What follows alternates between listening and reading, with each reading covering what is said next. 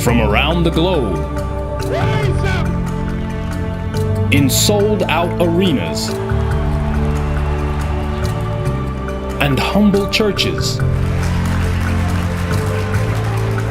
from out on the streets to your screen.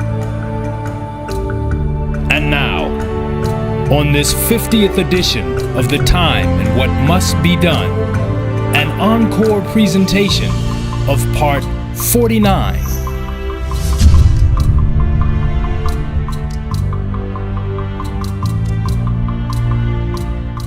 Greetings to you.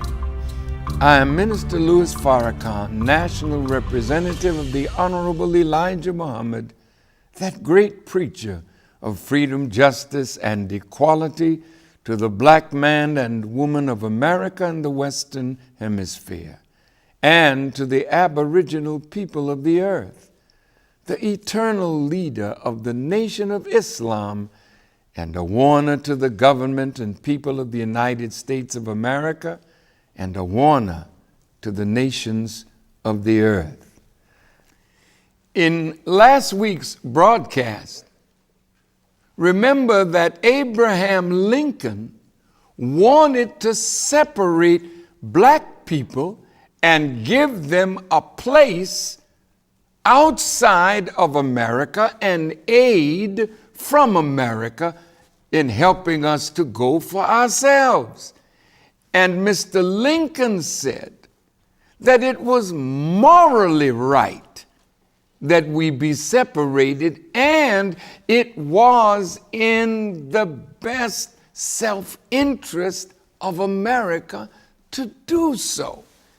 And what he was looking for then was those strong men and women in government who would recognize and have the will to do this. As it was then, so it is now. In fact, it is more morally correct that we be separated. In fact, it is more in America's self-interest to help us to go for self. So if you have any moral sense of what is right, what is judicious, what does moral mean?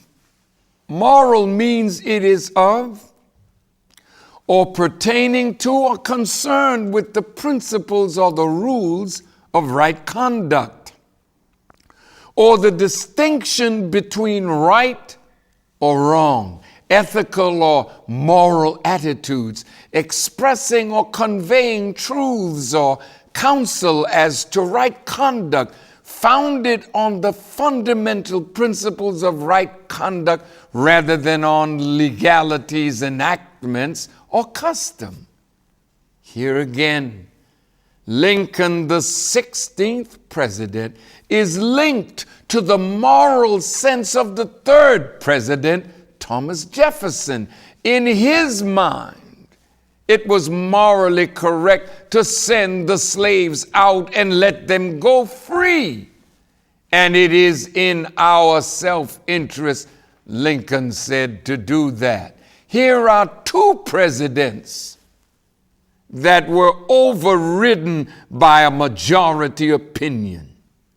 Thomas Jefferson could not get the founding fathers to agree with the morality of what he was saying, and they couldn't see their self-interest and the long-range good to their children in the morality of what he was saying. And neither could the people in the time of Abraham Lincoln see the moral sense and the self-interest of separating the black from the white. Lincoln said, "Party operations at present only favor or retard colonization incidentally. They don't favor it fully, but incidentally and incrementally. Now look at this. This is why members of the Jewish community could influence the politicians of that time for separate but equal. It's a form of colonization because the blacks are in a separate area, but that area is controlled from whites outside of their area. The definition of colonize means to send a group of settlers to a place and establish control over it. Come to settle and establish political control over the indigenous people of an area, to appropriate a place or domain for one's own use.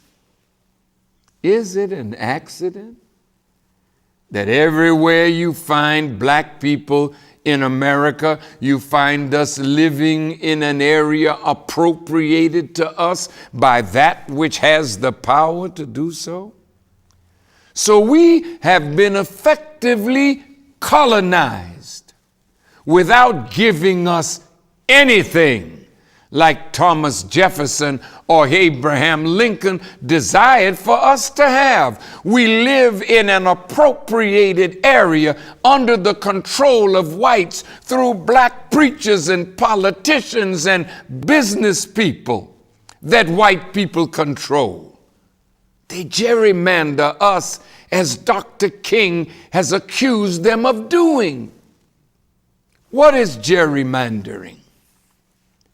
Gerrymandering in politics is the dividing of a state, a county, into election districts so as to give one political party a majority in many districts while concentrating the voting strength of the other into as few districts as possible.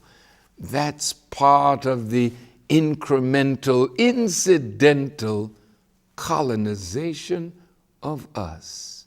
You redraw districts to take power from and give power to.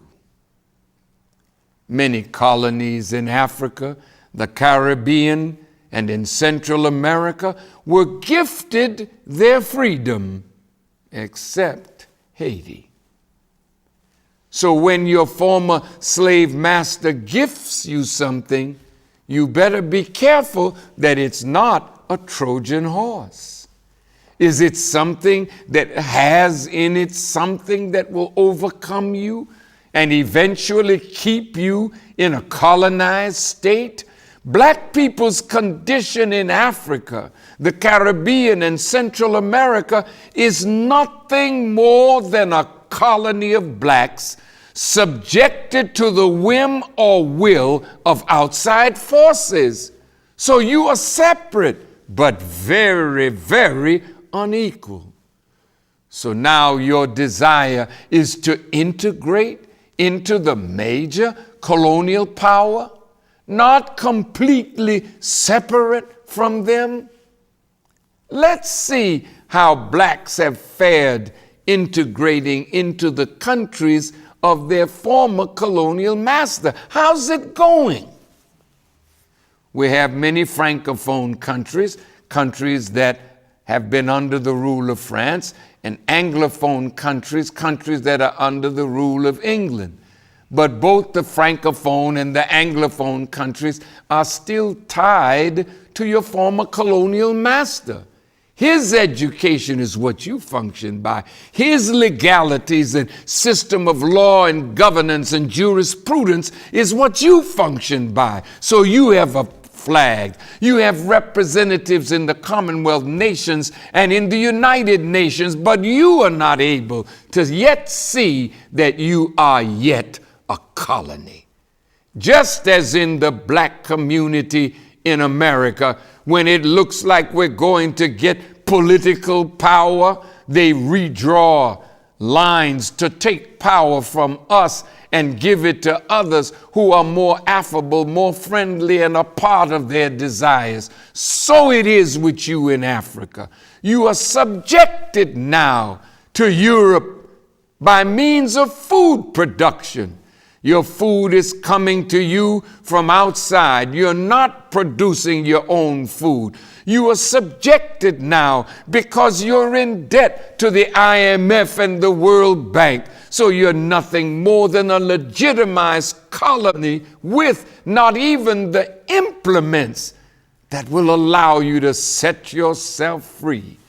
So as it is in the 16th chapter of Ezekiel, you're still like a baby cast out in the open field, nobody to cut the umbilical cord. So you are not washed and cleaned, and you are absolutely not clothed or covered, but you are polluted in the blood or life directed by a colonial or slave mentality. So it's a worldwide colonization of the darker people of our planet.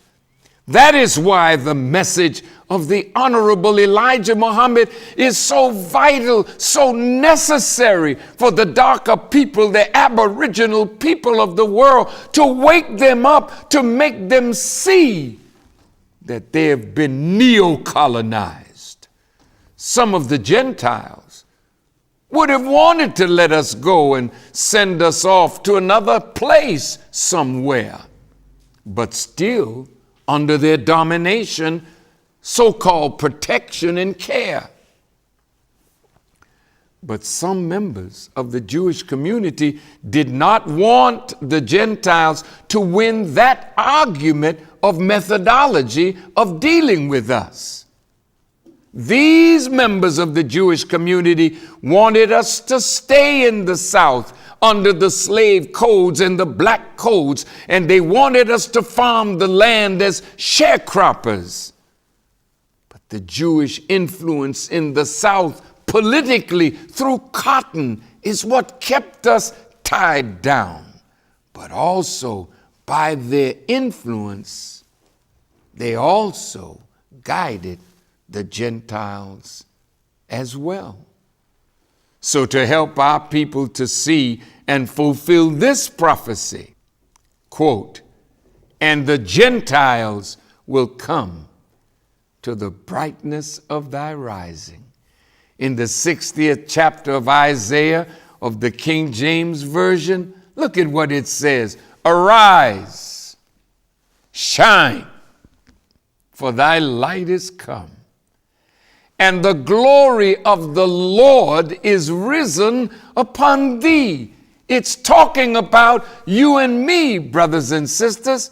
In the second verse, "For behold, the darkness shall cover the earth, and gross darkness the people. But the Lord shall arise upon thee, and his glory shall be seen upon thee. And the Gentiles will come to thy light, and kings to the brightness of thy rising. Lift up your eyes round about, and see, all they gather themselves together, they come to thee. Thy sons shall come from afar, and thy daughters shall be nursed at thy side." Our talk today of salvation are beginning to stimulate Gentile support. And by Gentile, we mean non-Jewish whites. And some small Jewish support is also coming to us, while at the same time, there's very virile, terrible Jewish opposition with some of their Gentile friends. You know, I mentioned in Indianapolis that there are some white militia that are saying that Obama's agreement with Iran justifies President Obama being assassinated.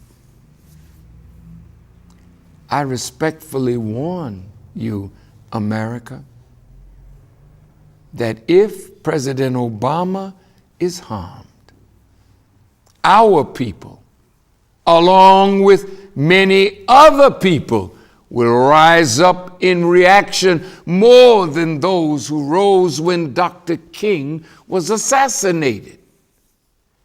It will cause the military forces of America to put us and others down with great force. It will stimulate division among blacks, whites, Hispanics in all branches of law enforcement. It will turn even members of the armed forces against their government if you harm President Obama, one whom the majority of Americans have elected to be their president. Then there is no hope for the little black or brown man or Native American or poor whites to get equal justice under this present power construct. This brings us back to the words of the Honorable Elijah Muhammad that we should separate, that America should look after us in a separate state or territory for the next 20 to 25 years until we are able to produce our own needs.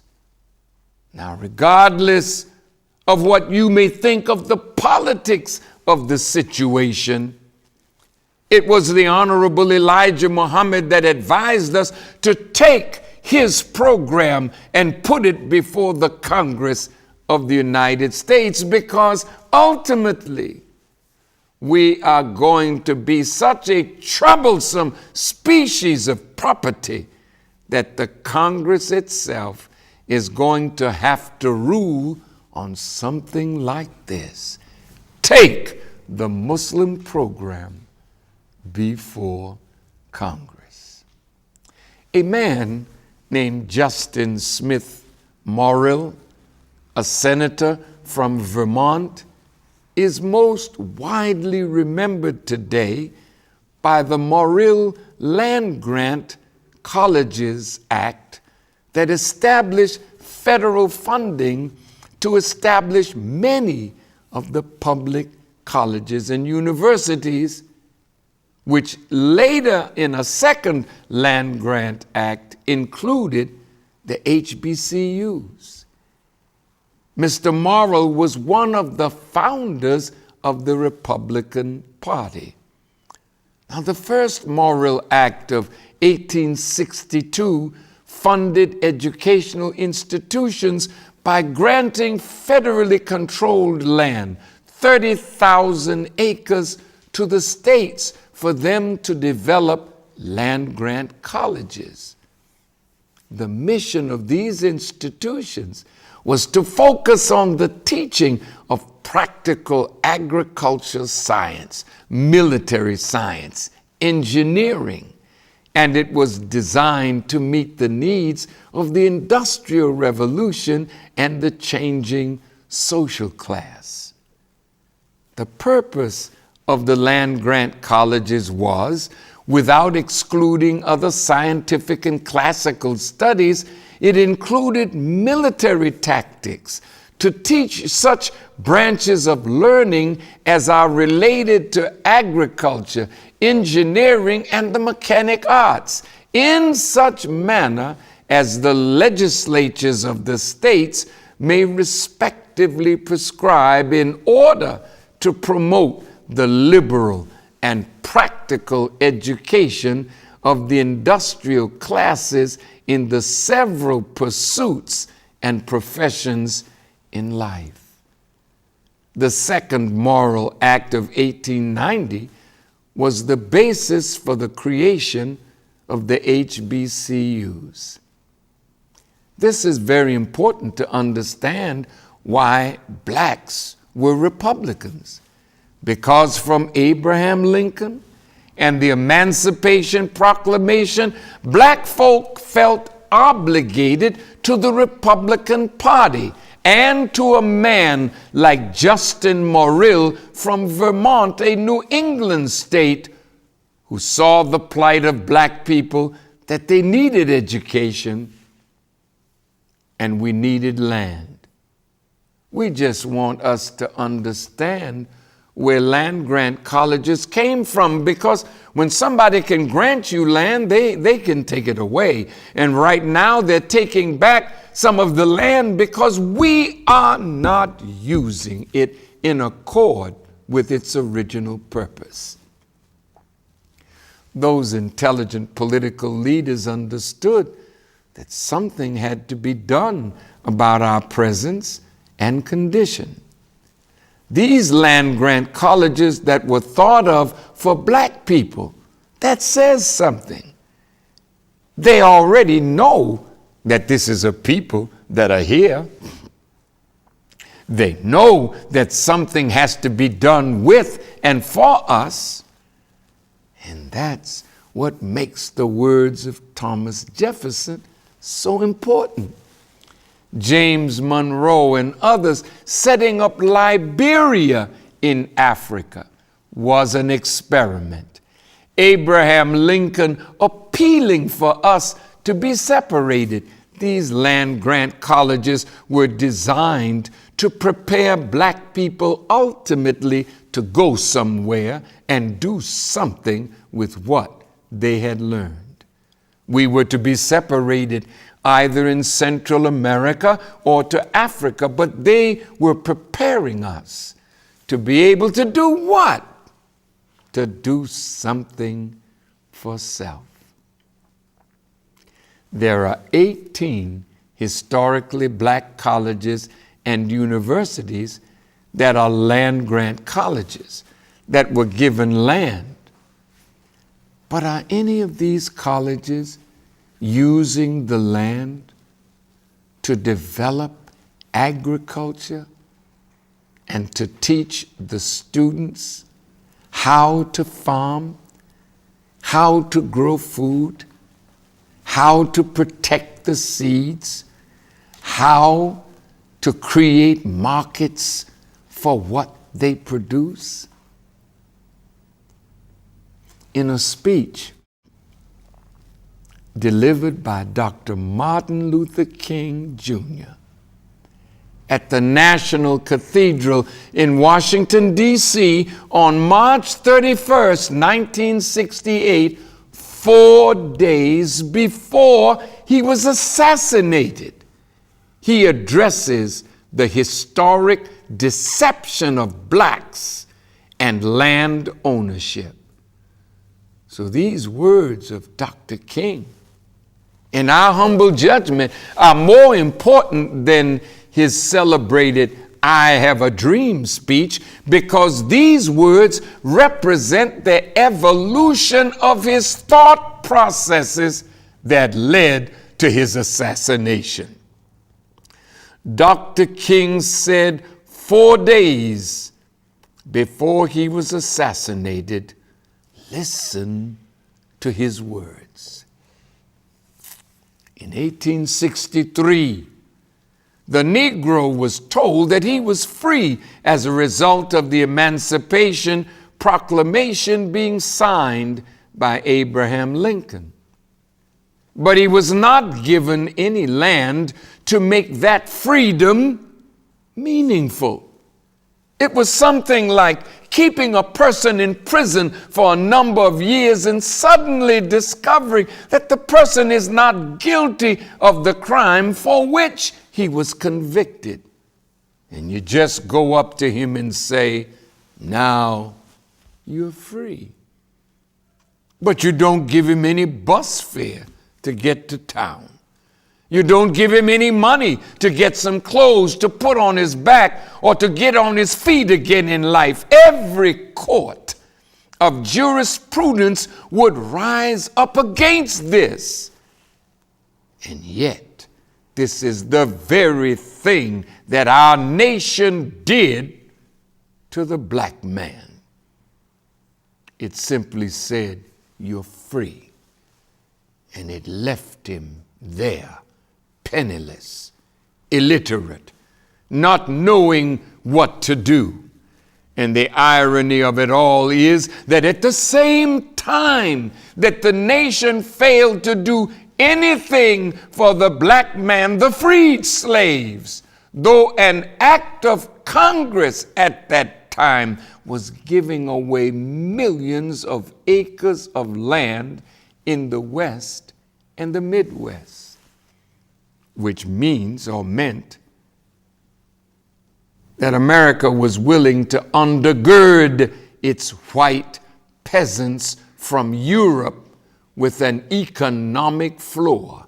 But not only did it give the land, it built land-grant colleges to teach them how to farm. Not only that, it provided county agents to further their expertise in farming. Not only that, as the years unfolded, it provided low interest rates so that they could mechanize their farms. And to this day, thousands of these very persons are receiving millions of dollars in federal subsidies every year not to farm. And these are so often the very people who tell Negroes that they must lift themselves up by their own bootstraps. It's all right to tell a man to lift himself by his own bootstraps, but it is a cruel jest to say to a bootless man that he ought to lift himself up by his own bootstraps. We must come to see that the roots of racism are very deep in our country, and there must be something positive and massive in order to get rid of all the effects of racism and the tragedies of racial injustice. Think of those words. Think of that man, Dr. King. Oh, would that America and black children would be fully exposed to the evolutionary growth and development of Dr. King, so that they could evolve and we could evolve with him. Dr. Martin Luther King met with the Honorable Elijah Muhammad 2 years earlier, and if we watched the progression of his language and his mind, referring to the black man and then to the question of land, he was approaching the position of the Honorable Elijah Muhammad.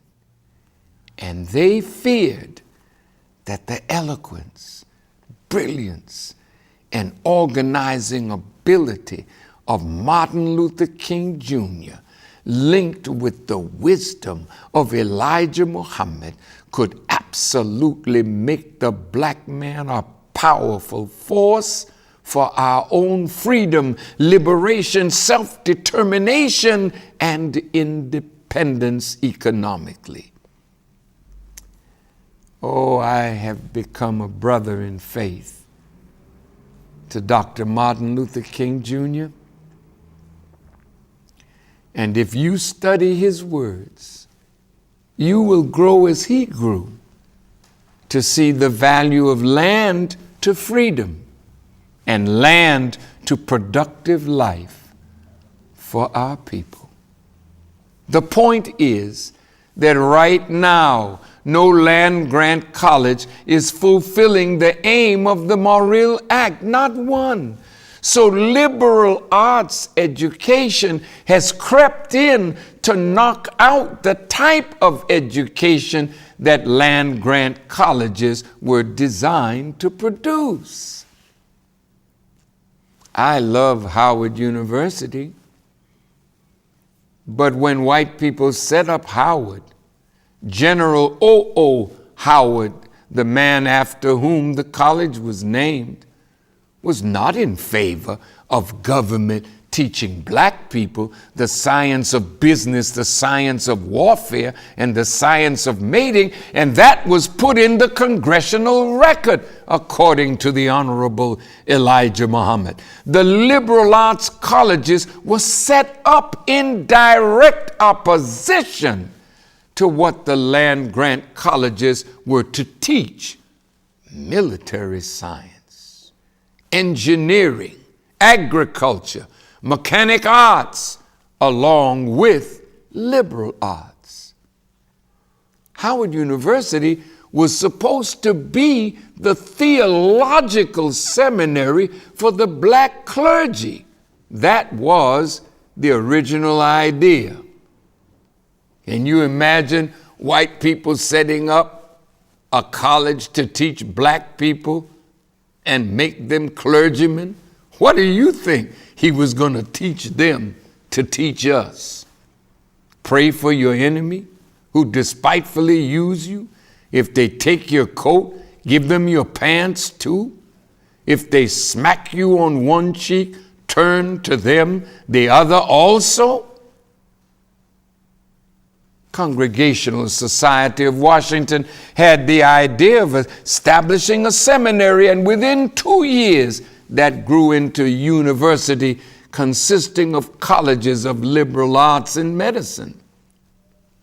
The Honorable Elijah Muhammad said the establishment of that university was not designed to teach black students to do for self, like the land-grant colleges under the Morrill Act wanted these colleges to do. And this brings us back to the secret relationship between blacks and Jews. Because in the South, under Booker T. Washington, in Tuskegee, what would become the bedrock of black economic independence, and that would mean the death to those who were depending on our being dependent.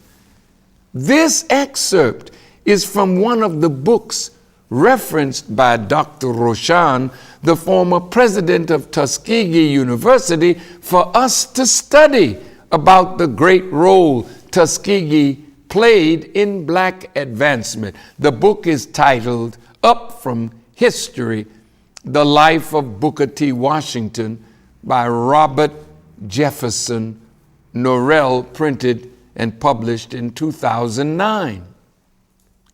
Booker T. Washington was tied to members of the Jewish community, but they had not turned him.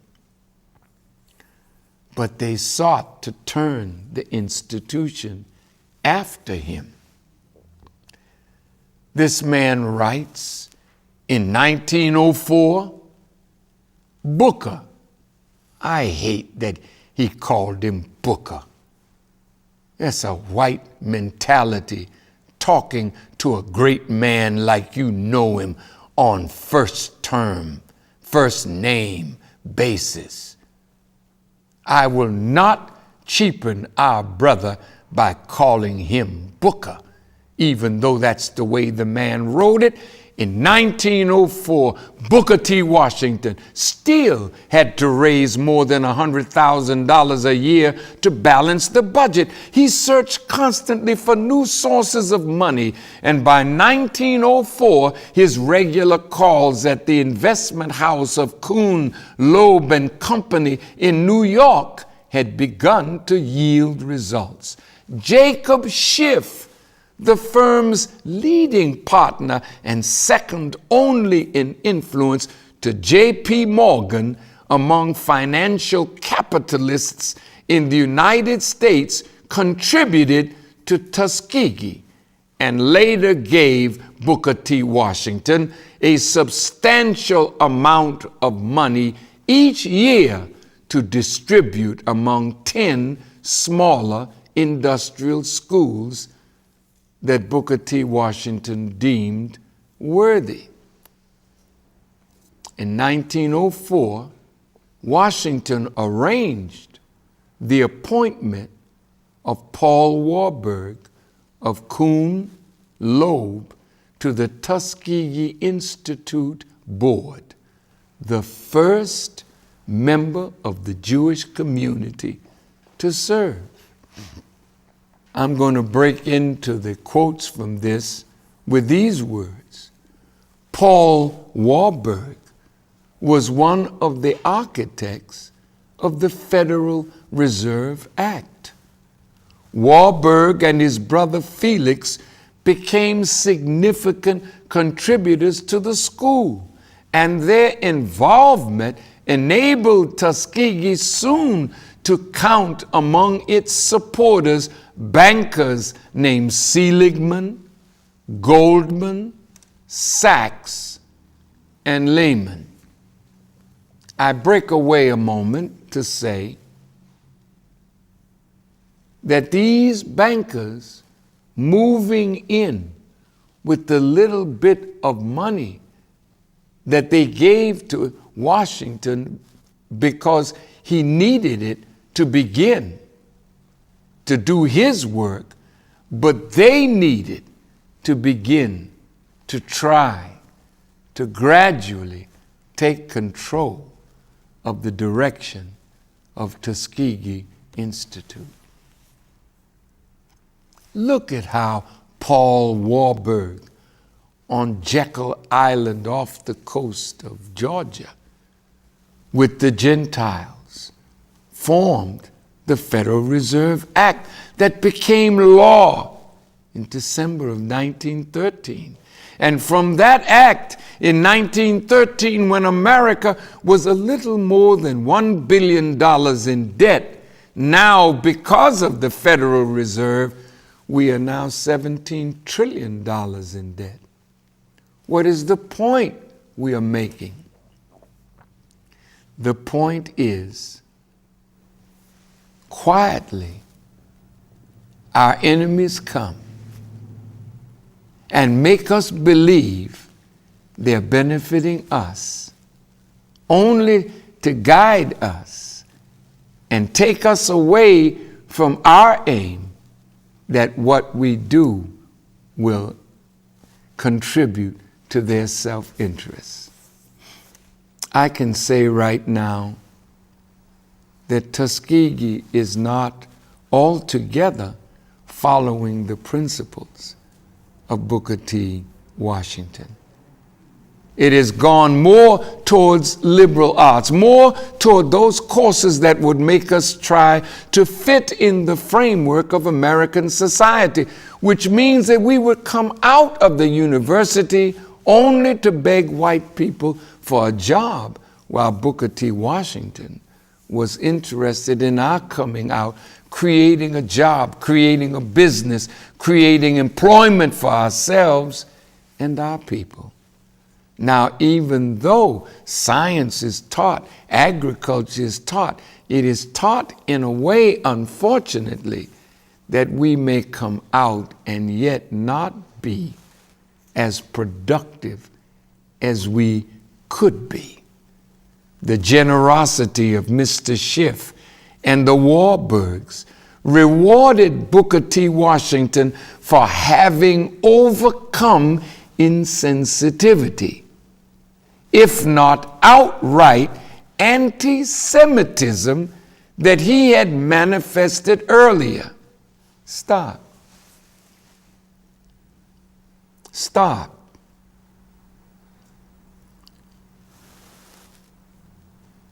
In this book, The Secret Relationship of Blacks and Jews, we list all the great men that were called by members of the Jewish community anti-Semitic. Booker T. Washington, Marcus Garvey, Martin Luther King, Malcolm X, and even Nelson Mandela. So, what did Booker T. Washington see about what some members of the Jewish community were doing in the South that made him speak in a way concerning them that caused them to call him an anti-Semite? So the first thing naturally they would want to do is put money behind him. And then they said he overcame his anti-Semitism. In 1894, he had been taken to task by the editor of the American Israelite for having several times designated a man as the Jew in an article for a Christian publication. You mean to tell me you can't say that a man is a Jew? But don't you always say so-and-so is a Muslim? And then you say he's anti-Semitic or he's a radical? Black people don't have that right. Now the ADL has jumped on Kanye West because he said black people don't have the same level of connections as Jewish people. Black people don't have the same connection as oil people, quote. Did he lie?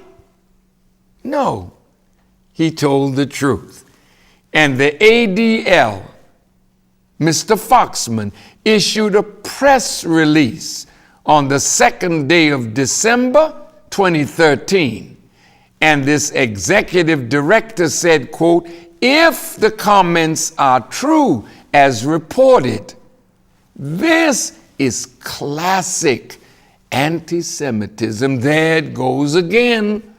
The age-old canard that Jews are all powerful. No, you're not all powerful, but you certainly are powerful. And you control the levers of government. You don't want to admit it. But as a celebrity, you're telling Kanye West he should know better. He does know better, and that's why he said what he said. Then you said to him, we hope that he would take responsibility for his words, understand why they are so offensive, and apologize to those he has offended. You know what, Mr. Foxman, I wish you and I could have a dialogue. You wouldn't put that small-time stuff over on me that you put on scared to death Negroes, that if they mention Jew and you call them anti-Semitic, they start bowing to you and your pressure. Kanye West, don't bow to the pressure to apologize to anybody. You said nothing wrong. Who are you, Farrakhan, to tell him that he said nothing wrong? I am directly from the Christ and the Messiah. So what I tell you has more weight than anything that these enemies might want to say. You have nothing to apologize for. It is their fear of the truth. And that's why it gives me pleasure to defend my brother. And now, Booker T. Washington was actually an admirer of Jewish entrepreneurial spirit and assimilation. Booker T. Washington never made that mistake again. Still in late 1904, he warned the Institute business education that too much of the school's business was being placed in the hands of a few Jewish businesses in Montgomery when, quote, in creating public sentiment in favor of the institutions, the Jews cannot be of much service. If, however, the business was to go to some Jewish merchant, Booker T. Washington wanted it given to Jacques Loeb, who in earlier hard times had extended credit to the Institute in the face of Gentile merchants, collusive threats to boycott Loeb if he helped the Tuskegans. Booker T. Washington rarely ever forgot a slight, but never a friend. Black private education in the South still depended entirely on Northern money, although it was coming to Tuskegee from some new places. In 1912, the school solicited 5-year pledges, and the donors included no Carnegie, no Rockefeller, no Huntington, Peabody, Wanamaker, Ogden, or Baldwin, all of whom had been so crucial in the building of the school. About 1/5 of the money still came from Boston, chiefly from the Mason family. The influence of money slowly eroded the principles that Booker T. Washington established Tuskegee on. The Honorable Elijah Muhammad wanted to encourage Tuskegee to go back to the principles of Booker T. Washington, because those principles are sorely needed if we are going to be builders and not beggars. But what most of our people don't realize is that sometimes white people give you money, but they don't give money to further your aims. They give money to ultimately gain control and redirect the aim to that which is more beneficial to them. We see again in the Morrill Act the principle that any live germ grafted from original is devil. The Morrill Act establishes land-grant colleges. All these peasants, white folks, people that are coming in from Europe are getting land, and they are expanding America westward. The Homestead Act was enacted into law in 1862, and for 300 years, billions of dollars worth of American lands were granted to whites alone. Other huge blocks of land were sold to whites for only $1 per acre. Federal programs like the Preemption Act of 1830 and the Mineral Leasing Act of 1920 and many state programs were used to confiscate Indian land to give it to Caucasian settlers. The Homestead Act is probably the most rewarding affirmative action program American whites have ever given to themselves. Beginning in 1865, the year we were so-called set free, given the promise of 40 acres and a mule that we have never received, 250 million acres of land were given away to white families, many of whom had actually participated in the Southern Confederate Rebellion against America. Think about that. As many as 640 free acres for each white family, each acre being about the size of a football field, simply snatched from the Indians and given to whites. This is from a book titled How White Folk Got So Rich. Now, in that scenario, what does America do with the blacks? You allow us to have land-grant colleges, but will you teach us agriculture? Will you teach us military science? Will you teach us engineering and other useful skills to produce real wealth? Tell me, how do you take people away from real wealth production? When you give a man land and you give him the means to work that land and the knowledge of how to farm and develop products from that land, you are giving them the means of the production of real wealth. But if you want to take real wealth from them, you have to take from them the thought of land and the love of the land. so. The enemy wanted to teach us to serve them. So they took us away from the love of the land, from the desire to own the land, from the desire to produce products from the land.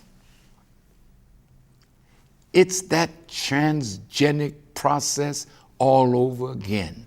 The enemy creates a theology school, the way Howard started. Many of the HBCUs started as theology or Christian schools. So give the black one and keep them from getting into real wealth production.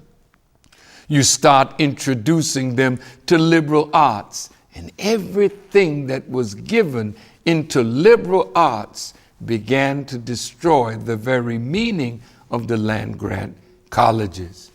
Mr. Joel Spingarn, with whom W.E.B. Du Bois and others united to form the NAACP, injected the poison of non-economic liberalism into the black leadership.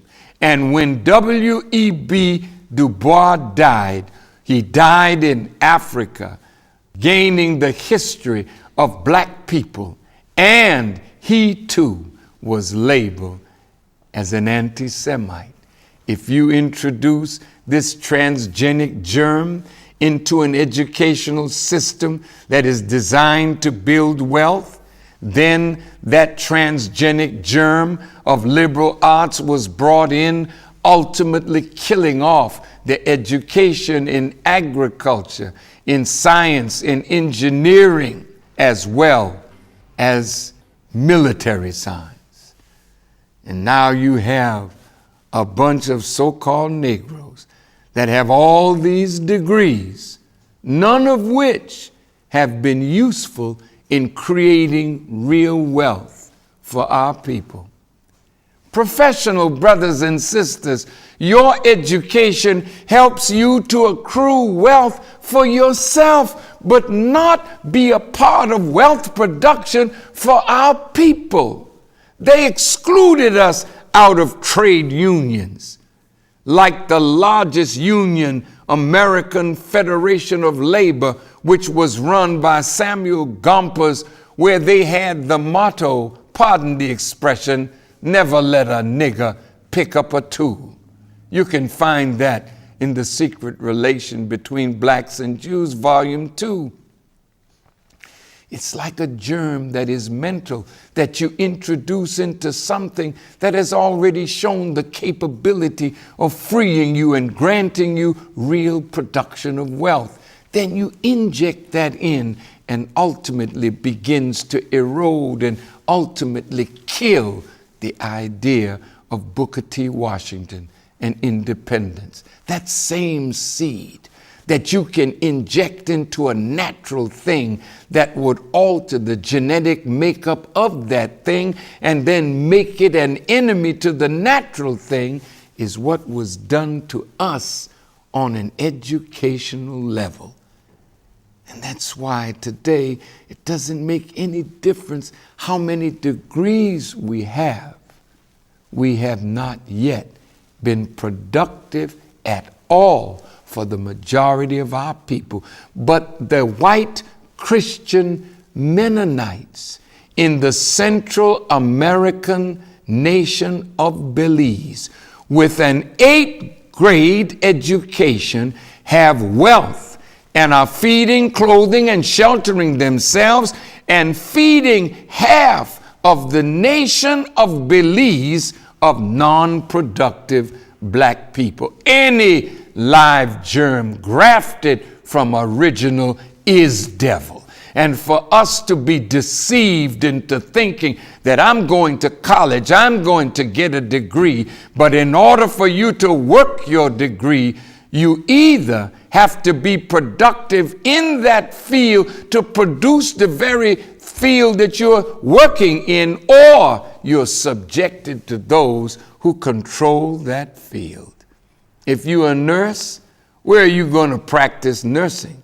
If you don't produce a clinic or a hospital, and the idea of producing is not in us, So our education is for the benefit of others, and if they have no place to put us, we are frustrated. Look how many college graduates are frustrated today. Look how many of us have graduated with master degrees and PhD degrees, but we are non-productive for the good of a people, but just for ourselves.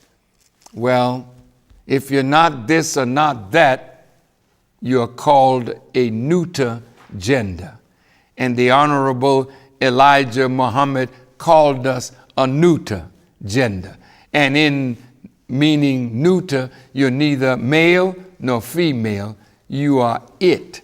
And that goes back to what Justice Taney was saying. We are not citizens. We are not human beings of equal stature. We are property. So these things we have to learn today. So in my conclusion, the synagogue of Satan, everyone that came to see that economic advancement was good for us was opposed. And if we mentioned you as Jewish, you say this is an anti-Semitic canard, classical anti-Semitism.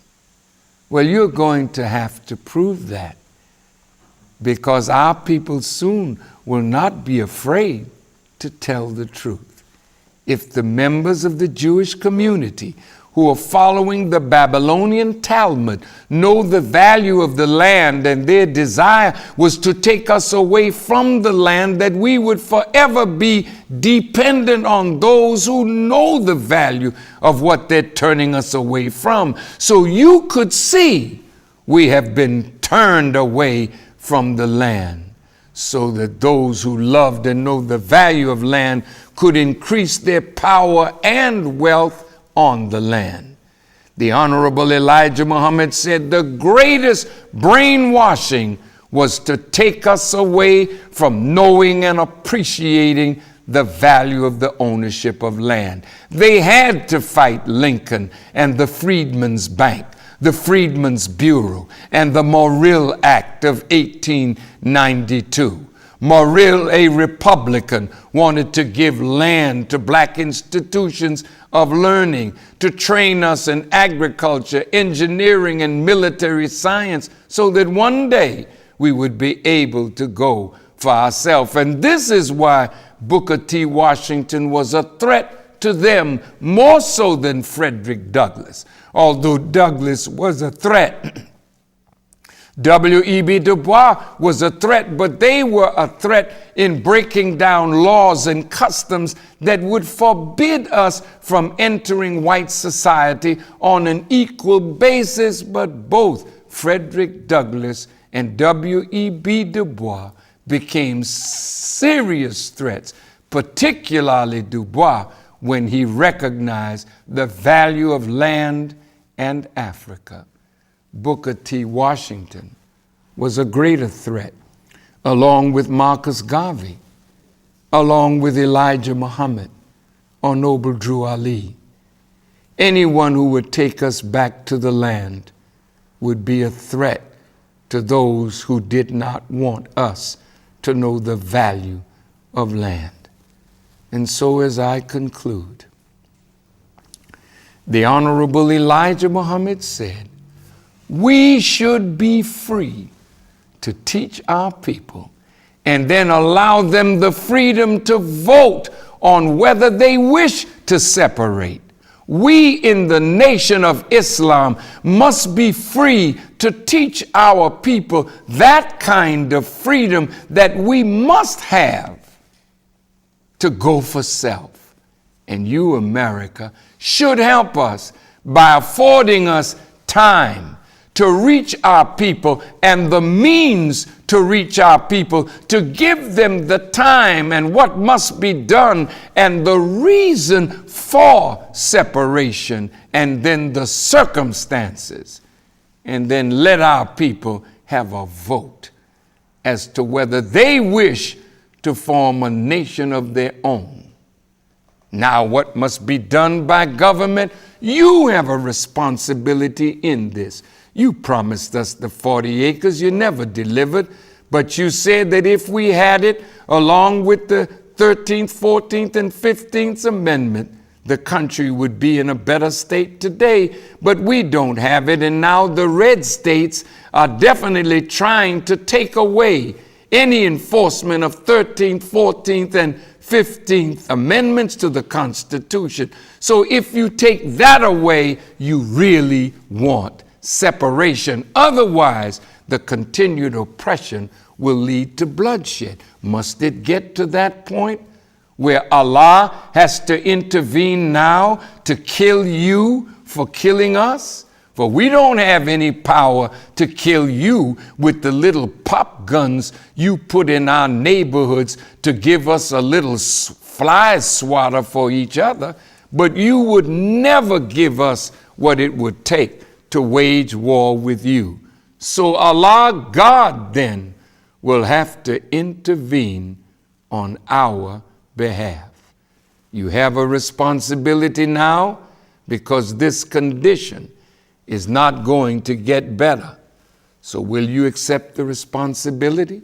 As Presidents Thomas Jefferson and Abraham Lincoln said, will we black people accept the guidance of Booker T. Washington, the Honorable Marcus Garvey, and the Honorable Elijah Muhammad, along with our liberal arts, to help us to develop and grow into independence? If you agree to do this, Almighty God, Allah, will extend to you His mercy and give you an extension of time.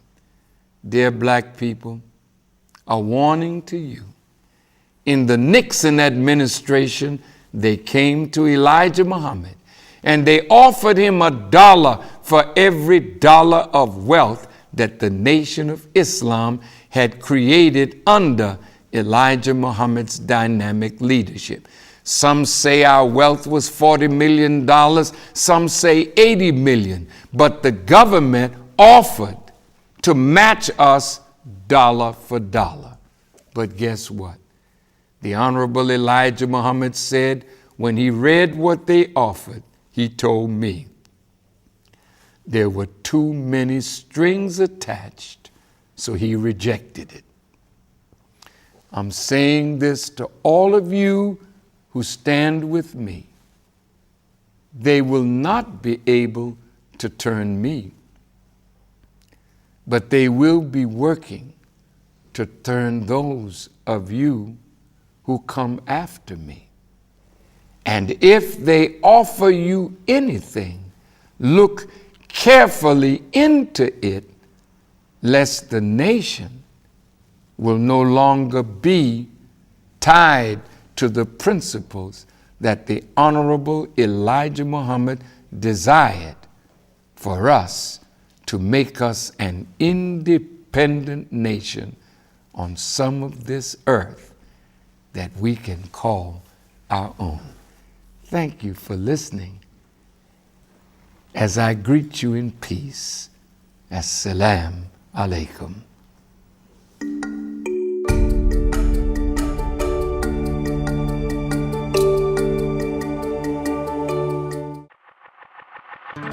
On February 24th, 2013, during his Savior's Day address, the Honorable Minister Louis Farrakhan introduced Muhammad's economic blueprint to end poverty and want. 7 days times 1 nickel a day, 35 cents a week. Do you have it? Yes, sir. Isn't that painless? Yes, sir. You know you don't like pain. Yes, look at this. 52 weeks in a year, so that amounts to $18.20 per year. And if everybody in this room, everybody listening by television, everybody under the sound of my voice gave $18.20 a year, multiply that by 16 million in the working force. Now we got $291,200,000 in just 1 year. 291 million. Look at the power of pennies, nickels, and dimes if all of us did this.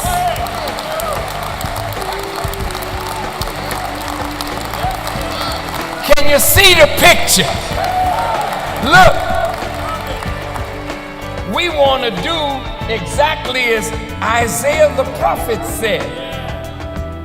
They will rebuild the ancient ruins and restore the places long devastated. They will renew the ruined cities that have been devastated for generations. With your support of Muhammad's economic blueprint, we can obtain farmland, build industry, and create jobs for our people. Through pooling our nickels, dimes, and dollars, we can rebuild the wasted cities and provide a future for our children. To support Muhammad's economic blueprint, go to economicblueprint.org and register now. Are you in agreement with what we must do to end our poverty and want by accepting a program to put our nickels, dimes, and dollars together and make them work for us as a people? How many of you are in agreement? Would you just raise your hands?